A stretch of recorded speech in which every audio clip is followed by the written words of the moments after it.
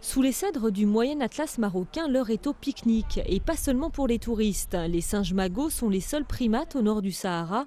Mais pour combien de temps encore? Menacés d'extinction, leur nombre décroît chaque année. Ils ne sont plus que 3000 au Maroc, contre 17 000 il y a 30 ans. Il n'y a pas grand monde qui doit passer par là. Les singes ont l'air d'attendre les touristes pour obtenir de quoi manger. J'ai l'impression que ça fait plusieurs jours qu'ils ne mangent rien. Ces singes étaient jadis inapprochables et s'ils viennent aujourd'hui mendier de la nourriture aux touristes, c'est parce que la forêt ne peut plus les nourrir.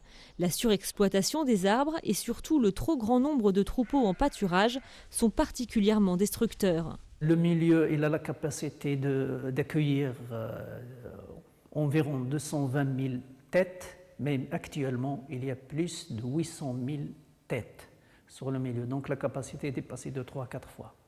Les singes, mais aussi tout l'écosystème forestier est en danger. Et ce d'autant plus que les magos jouent traditionnellement un rôle important en mangeant et en dispersant les graines qui assurent la régénération des arbres.